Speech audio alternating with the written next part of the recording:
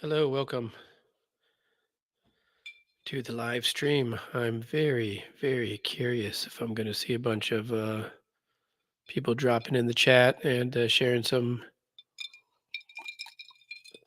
good stuff. So this is a bit of a kind of an exciting moment for me, where I've been playing with this whole live chat thing for a while, trying to figure out how to use it, and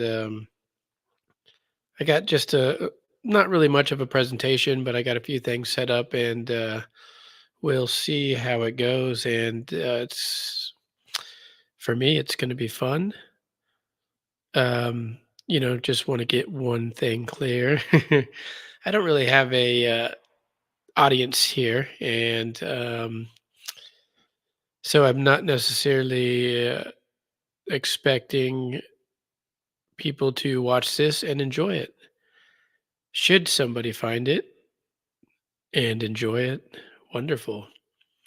It's not that important of a thing, and this well, I don't even know which channel this is going to go to, but the thing that I'm trying to do a little bit is to share something with people that has a bit of positive and helpfulness to it, even if it's just striving for personally embettering ourselves, or even just reducing our biases and becoming more open-minded and more and harnessing the ability to really try to understand someone's fears, someone's beliefs, somebody's dislikes and likes, and most importantly, to monitor ourselves and how we go about our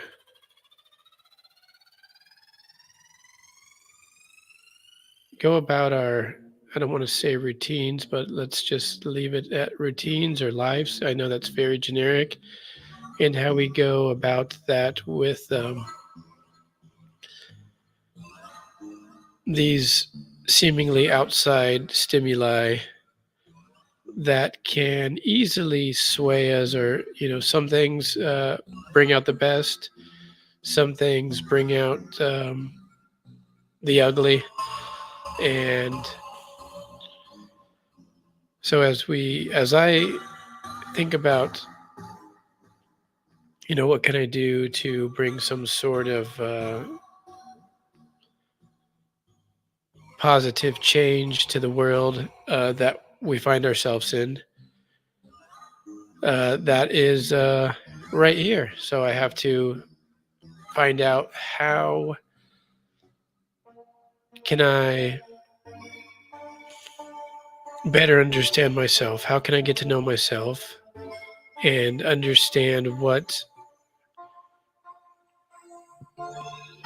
triggers me, what doesn't trigger me, um, what type of mindset I need to be in to be rational, to be kind, to be thoughtful. So I'm hoping that this goes onto one of my channels where it kind of has that type of um, branding, right? The right imagery. Now going along this road,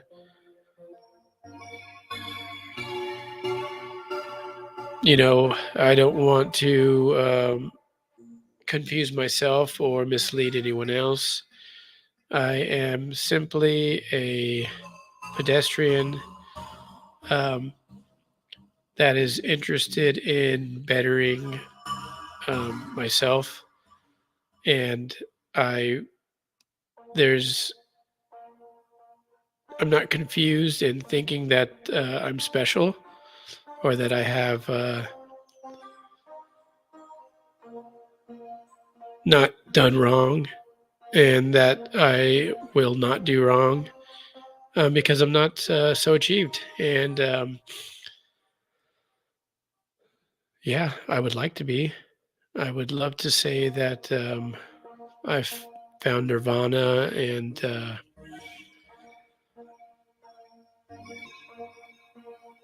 that I don't get frustrated and I don't get mad and all these things. And if I did say that, that would be a total lie. And so, again, this is really um, a practice, self-navigation. But here I'm also going to share some other cool stuff. I got a few books. Whoops. So I got The Only Dance There Is by Ramdas. I always forget the name he had before that. And the Diamond Sutra. And I'll just do something from the Diamond Sutra. Translated by A.F. Price and Wong Maolam. The Bhagavad Gita as it is. It doesn't say anything besides His Divine Grace. A.C. Bhaktivedanta Swami Prabhupada. So should have probably rehearsed that a few thousand times. And other than that, I'm going to look at a little bit of Joe's Dispenza's discussion with Diary of a CEO and share some music by Grandfather Dragonfly. And I hope he doesn't get upset about that. So, Grandfather Dragonfly, thank you. And maybe I'll start with a song.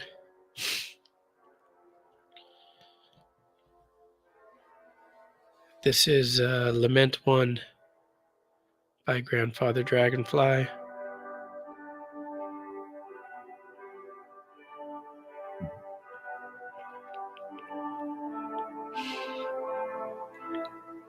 Gonna fade off my little background noises.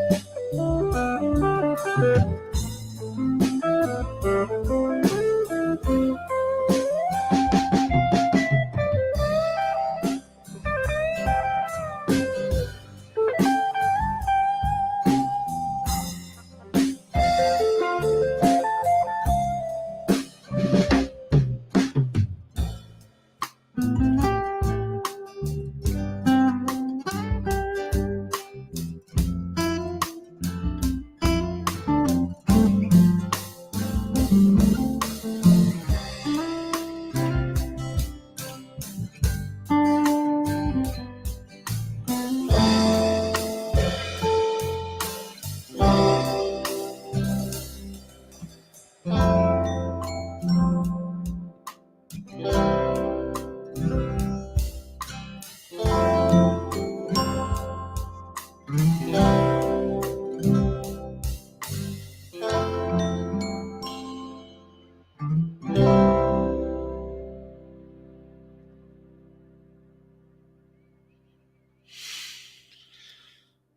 wow.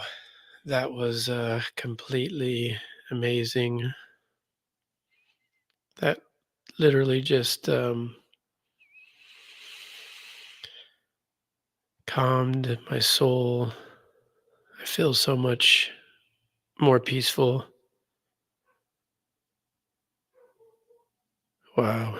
Just feel like that song has so much love, loving energy to it.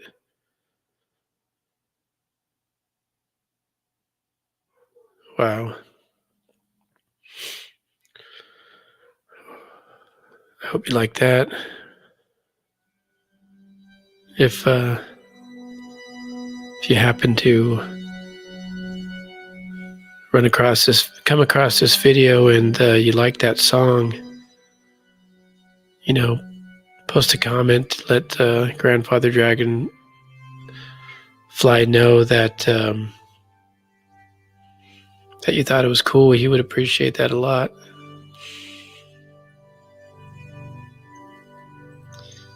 All right, so I was trying not to pick my nose this whole time, but I couldn't resist it.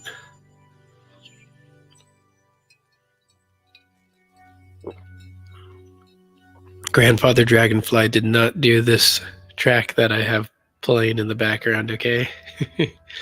I know he would not want to be blamed for that. Um, all right, so let me kind of jump over to this Joe Dispenza video. I thought it was kind of cool. I got it set up to share. So let's get that on the screen.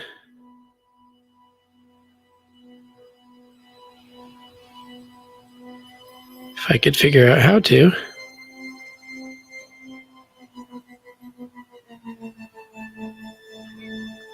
Hmm.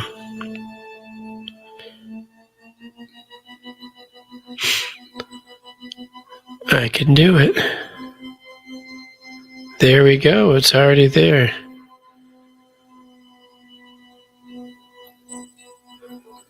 All right. So with the Joe Dispenza, got a few little sections, and the first one that I have is about the habit of complaining, which I'm have really strong habits in that form. Whoops. Okay, that's not exactly what I was trying to do. Let's get this right. Okay, thanks here, buddy. Let's let that play.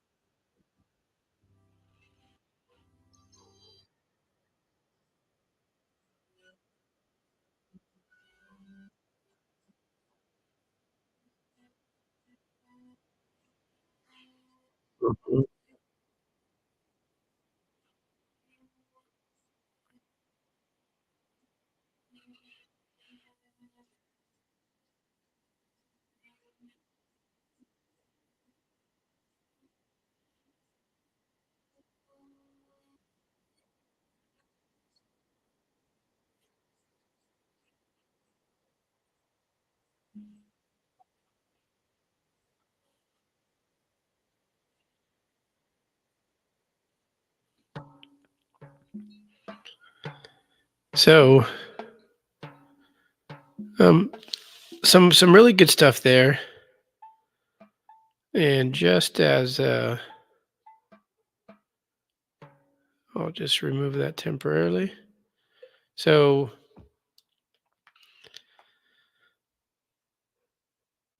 it's interesting because I've heard quite a few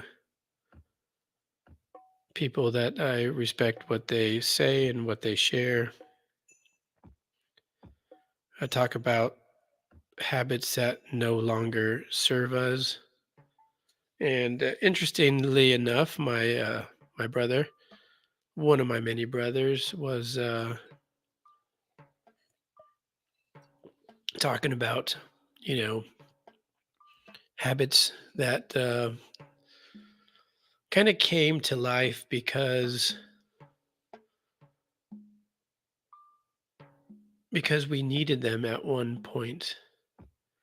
Um, I know one of the well, no, I'm not going to pretend like I remember who said this because I've heard quite a few. I've heard, I think it's his gentleman named Gabe Mate. I hope I'm not messing up his name, but he's fantastic, and I've listened to a good amount of his interviews and discussions, and they are lovely. And believe somebody used an example of, you know, let's just say somebody had a very traumatic experience and they turned to something like alcohol to soothe them in a time of need, where you could say that this particular substance served served a purpose and it had a function, and it could be argued, maybe we could argue anything really, right? That it actually was helpful for a while, and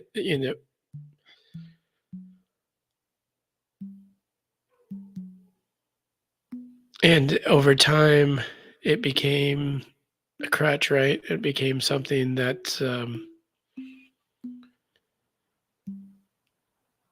it became like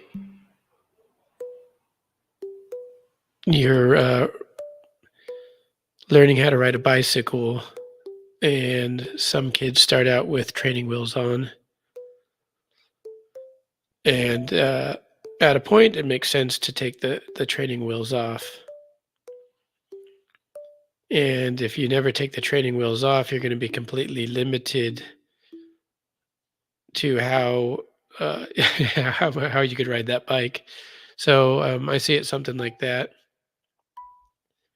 I also thought the beautiful point that he made was, we get really good at what we practice, and we should be aware of what we practice. Um, I think he used a lot of negative examples, like, you know, uh, maybe I'll make up some of my own negative examples, and he might have shared them, where we're talking about someone else, or we are judging someone else, or we are judging ourselves, um, or we are playing a specific role that is not befitting of us and what we really want. And of course, and we get good at those things, is what he was saying, if we practice them. And after we practice them, they become habits, because it's like muscle memory at that point. I thought that was very interesting. And, I like this idea of practicing, because we can practice things that make us more intelligent. And when I speak of intelligence, I don't necessarily um, associate that with language intelligence, or um, mathematics, or history, or science, or that type of thing. To me, what is intelligence? Intelligence is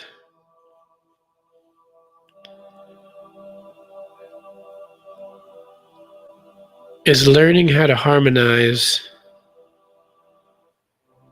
in life. I'm gonna kind of keep it simple like that. Okay, so let's. I'm gonna pull up another small cut from this interview with Joe Dispenza.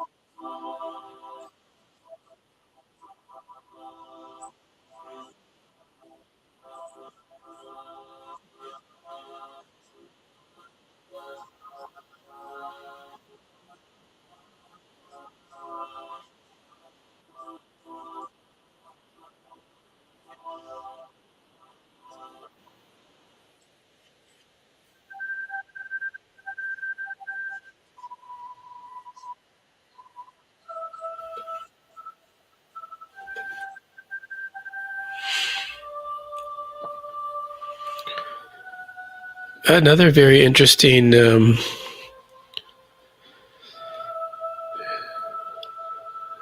set of statements there, and some very interesting rules and ways of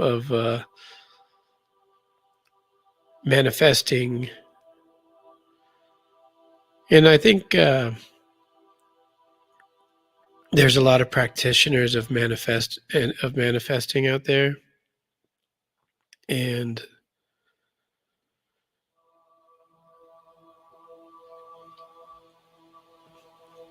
I think you often see it associated with manifesting for material sake.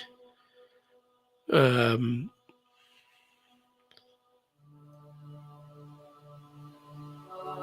which I don't have anything against.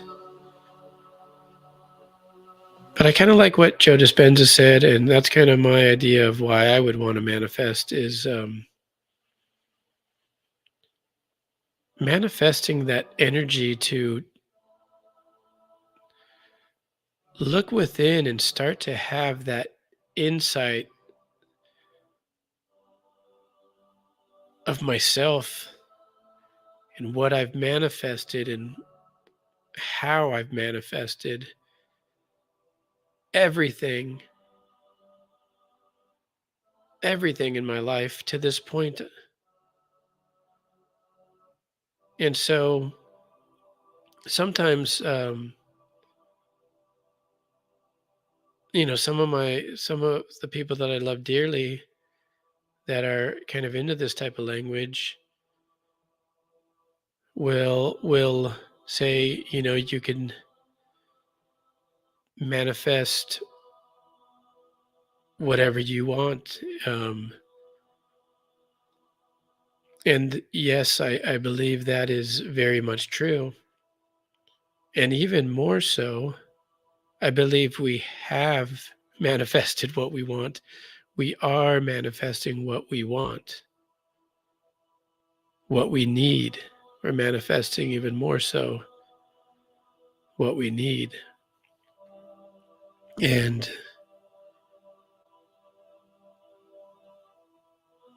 in my personal view of this, it's embracing what I've manifested that's important.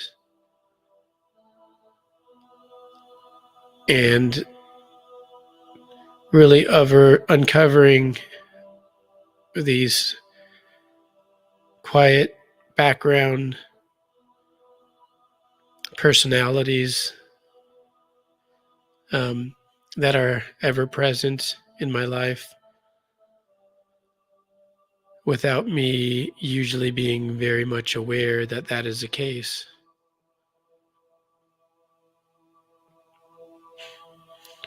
Okay, so I'm going to move on. I just have two more little cuts from the Joe Dispenza stuff. And again, I'm just kind of really seeing how I could work with streaming stuff. As you can see, I got a powered by a StreamYard, and you see that because I'm doing the free, the free plan because this is all new to me. This type of streaming is kind of cool though. I really like the possibilities that it has, and yeah, it's just a nice way. It's much to me much cooler than just having a video and my voice and a mic, which was already fun enough. But it's kind of nice to be able to bring in stuff like so. So this other one we have is I just want to kind of give the last part of that video that I shared and kind of my little a summary line was believing in the future more than believing in the past. And I think that is very interesting. I think when we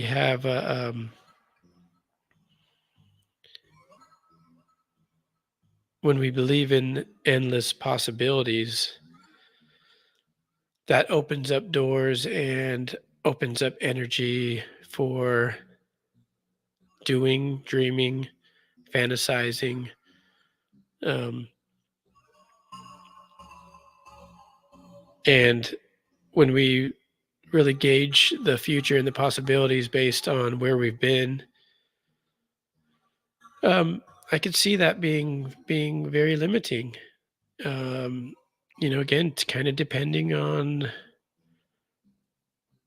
what one's goal is. So I thought that was kind of cool, believing in the future more than believing in the past. Okay, so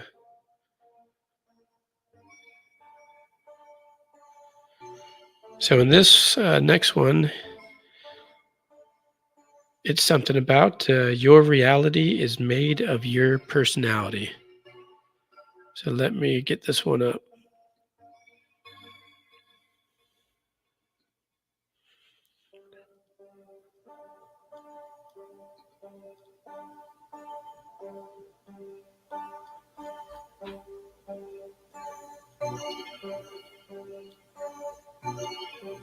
Oops.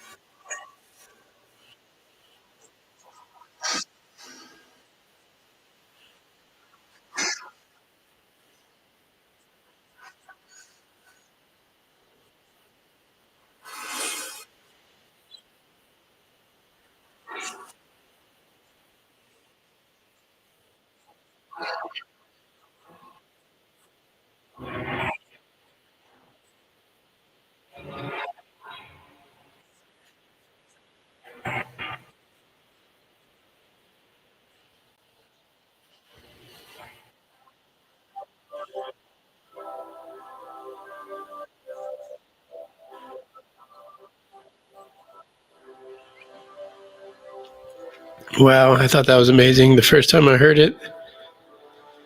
So I let that play a little bit longer than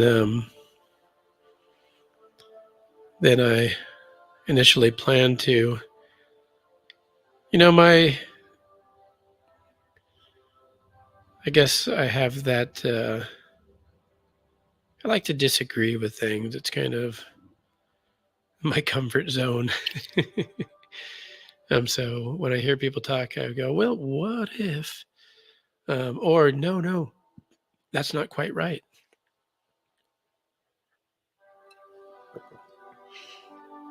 And in this,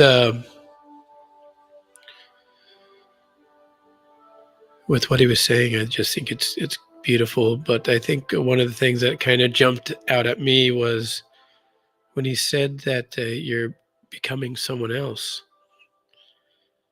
And again, semantics, yes, I know, but it's fun. I'm here to talk, right? And I would say no, you're really not becoming someone else. You are potentially uncovering a there could be several things that are happening. You could be removing layers of conditioning and uncovering that more intense you, or you could be moving from one archetype into another. Obviously, becoming when he says, becoming a whole nother person, in at least some way, is a figure of speech. So, I just thought that was interesting, and it is interesting to look into our addictions in this way and going, okay, yeah, it seems like I'm addicted to sugar, or it seems like I'm addicted to alcohol, or it seems like I'm addicted to methamphetamines, or it seems like I'm addicted to whatever it might be, right? And we may find out that it's not actually the substance that is the root of the addiction. And I think not I'm not revealing and that's not a revelation by any means, but I thought he said it quite well, and that's why he makes the big bucks because we love him and we listen to him, and what he says resonates with a large amount of people. Actually, I had a dream. Um, could have been a year ago, could have been more than that, where I was on a beach and I was at one of Joe Dispenza's large beach gatherings. And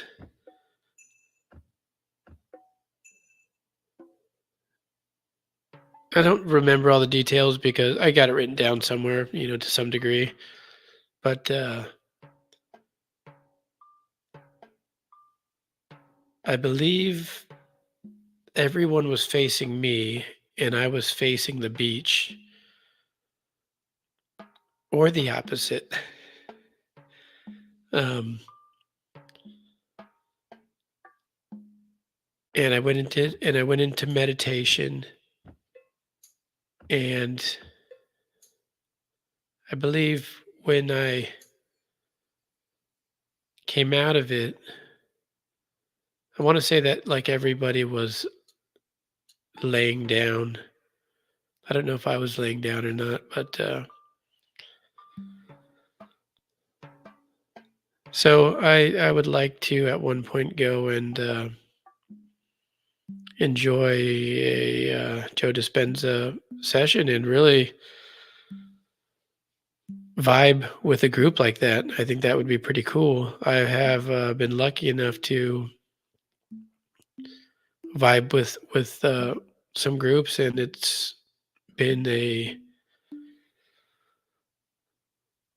just a very special thing for me, and it really was a learning experience, and I look forward to doing that again. And I do look forward to doing that with Joe Dispenza as a leader, and I think it will most likely happen.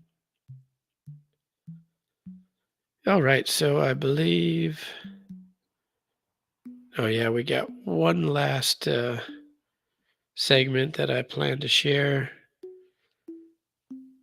and this one is showing is greater than words.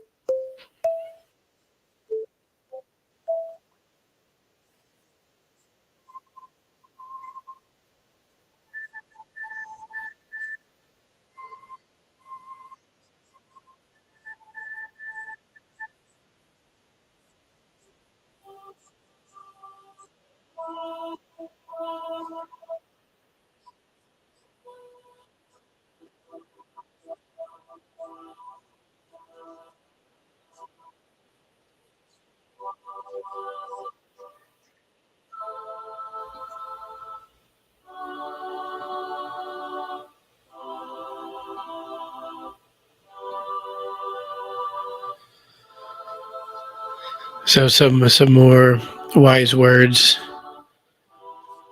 So check out that video.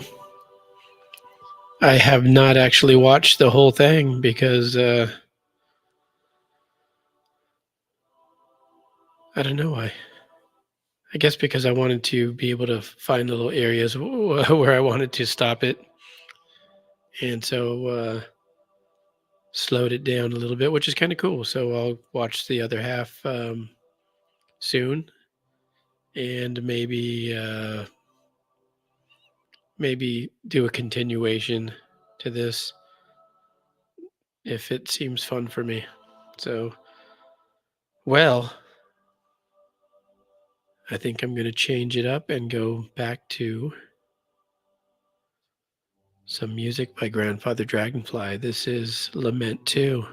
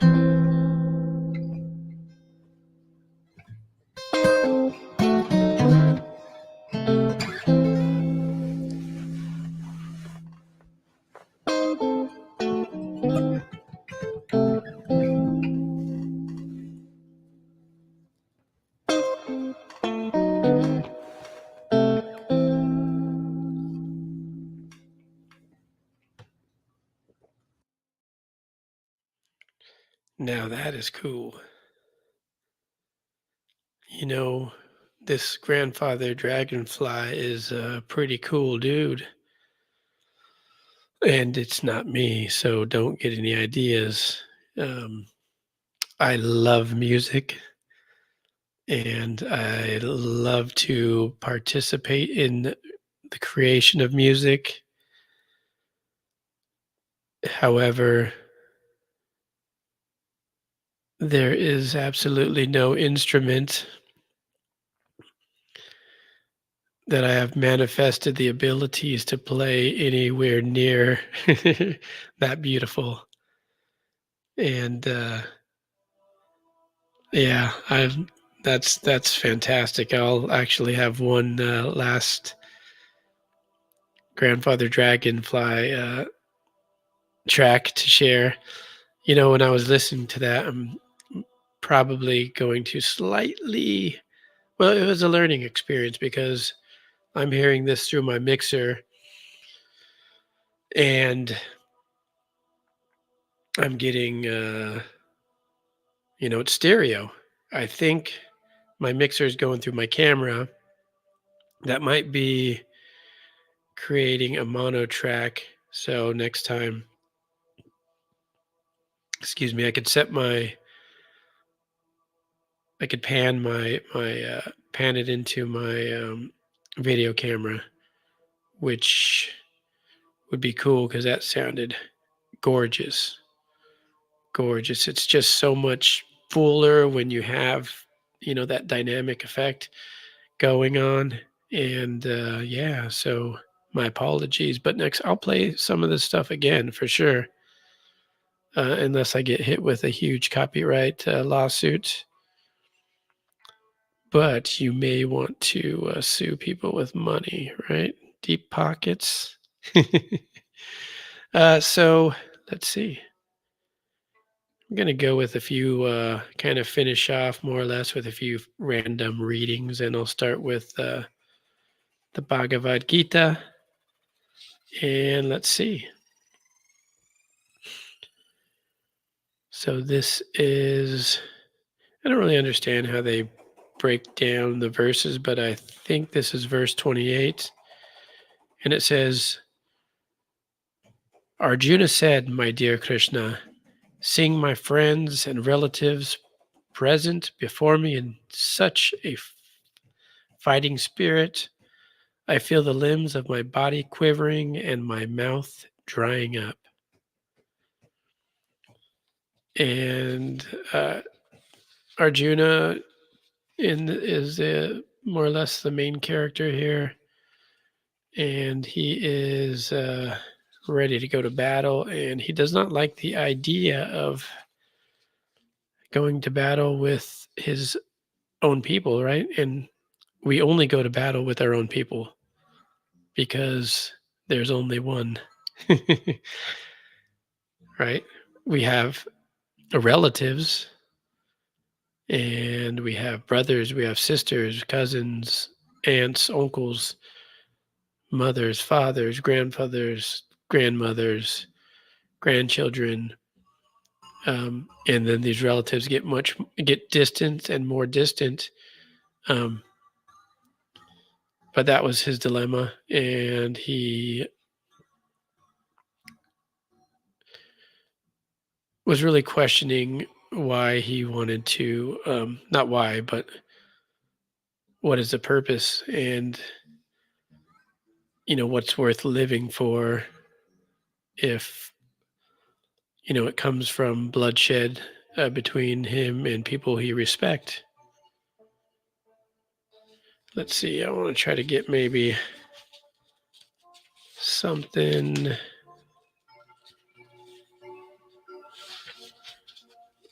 Let's see. I know I said random, but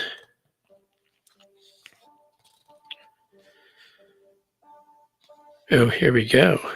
I think this is kind of cool.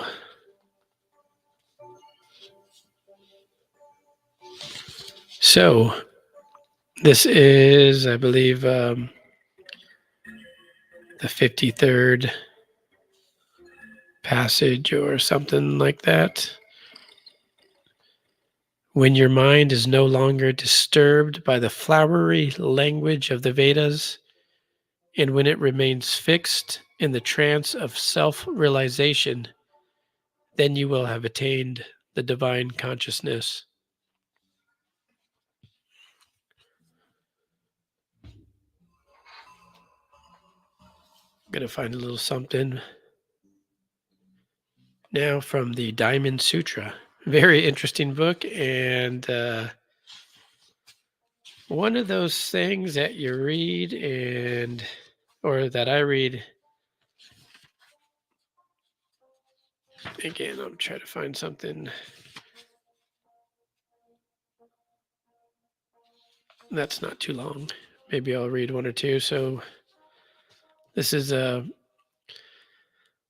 something that I read and could contemplate or should contemplate for years. So this one's we'll call it chapter 7, and the title is Great Ones Perfect Beyond Learning, Utter No Words of Teaching. Saputi, what do you think? Has the Tathagata attained the consummation of incomparable enlightenment? Has the Tathagata a teaching to enunciate? Subhuti answered, as I understand Buddha's meaning, there is no formulation of truth called consummation of incomparable enlightenment. Moreover, the Tathagata has no formulated teaching to enunciate. Wherefore, because the Tathagata has said that truth is uncontainable and inexpressible, it neither is nor is not. Thus, it is that's a very confusing sentence, isn't it? It neither is nor is not. Thus, it is that this formulated principle is the foundation of the different systems of all ages. So, you see what I mean? Let's see if we can find another little less short one. This is too long. Still too long.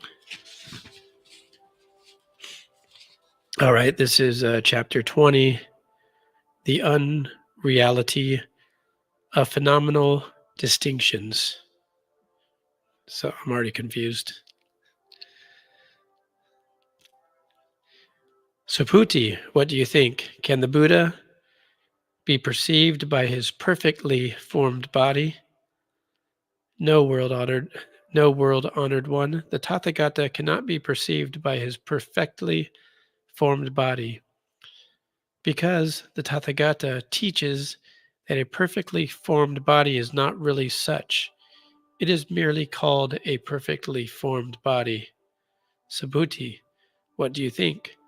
Can the Tathagata be perceived by means of any phenomenal characteristic? No, world honored one. The Tathagata may not be perceived by any phenomenal characteristic, because the Tathagata teaches that phenomenal characteristics are not really such. They are merely called phenomenal characteristics. I think this really touches on our relationship to what we call reality.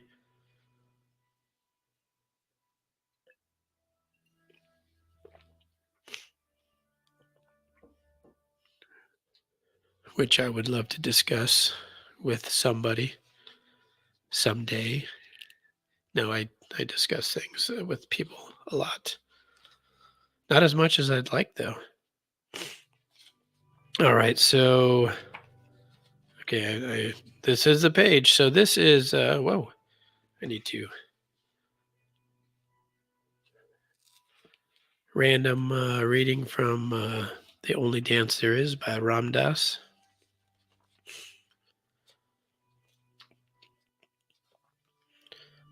I am not sure I can look at a total care institution as other than total care institutions that do a certain kind of training and provide you with a certain kind of psychological environment. And I do see that there are points in the transformation in beings where they can't keep it all together. That is, where more is happening to them than they fit, so that they can't keep all the planes together at one moment. So they get stuck in one plane or another. A schizophrenic goes into one and then flips back into the other and flips back and forth. Somebody's Somebody that's totally psychotic stays in another plane. Somebody that is a total anxiety neurotic is afraid to leave this plane. You know, there are all these deep, different gradations.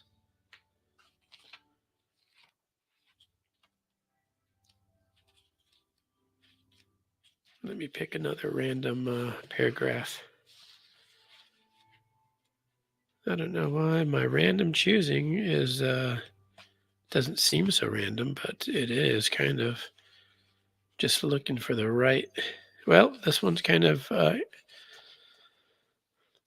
little bit more reading, but let's go for it. The desire to become enlightened is still okay, desires. The desire to become enlightened is still you desiring something. What happens is you start to touch places way beyond what you ever thought you were, or you start to awaken.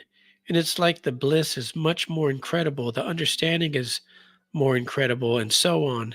And the craving for it, it's like a super crave, and that desire is what is used to finish all the other desires. Then, near the end of that sequence, you're left with only that desire, and you see that the desire for it is what's keeping you from it. Then there's the having to let go of the desire in order to become it, which is the final process of dying, really. It's the psychological dying because desiring that last desire is your final statement of who you are. But the predicament is that who you are can't go through the doorway. You can get right up to the door and you can knock, but you can't go in. They say it can come in, but you can't.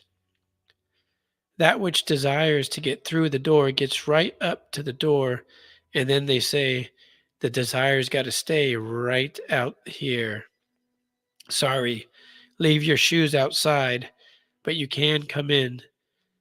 In that point, the desire falls away. At that point, the desire falls away. What has happened to me now, really interesting, although I still have plenty of other desires that are getting more and more subtle all the time. That desire is really much less than it ever used to be. It's like, to be as honest as I can, I don't know what birth I'm in. I don't know when it's over. There's nothing much I can do about it. I'm just living as consciously and openly and trustingly as I am living. And it's much more like, here it is, and now what? I can't even try to be conscious because even trying to be conscious is unconscious. So there is no more trying, there is just being. Like, I've meditated because I've tried to meditate, but I could see that it was just another ego trip. Then finally, I'd give it up, and then sometimes I'd be drawn into meditation. Meditation would happen to me. So much more now. My life is happening to me rather than I'm trying to make it happen. Well, there was a lot in that. And since I'm pretty much past my bedtime, I'm going to just not comment and just let you enjoy that, and you could have your contemplations, and maybe you might share them with me one day. All right, I think I'm going to end the show with one last track by Grandfather Dragonfly. And in this beautiful and perfect sequence, we got to Lament 3.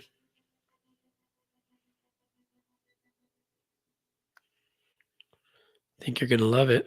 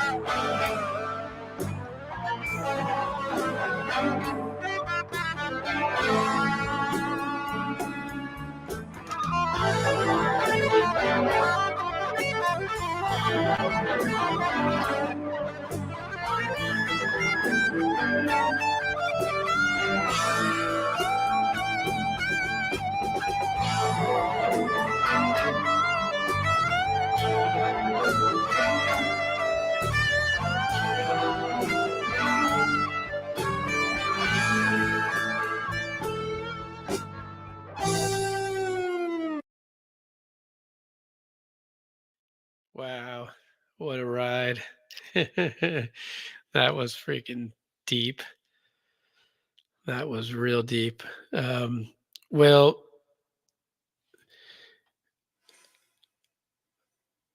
I thought this was a fun stream, and hey, if anybody catches wind of it and you think it's kind of cool, I would love to know what you thought was cool. And yeah, maybe if anybody is interested in chatting and like talking about, I'm pretty much down to talk about pretty much anything, really, and not just open to people that I know or that are famous or yeah, because I'm not they're not going to be here. Uh, but yeah, so that's an open invite. Thanks again. Uh, Blessed be. Namaste. Aho.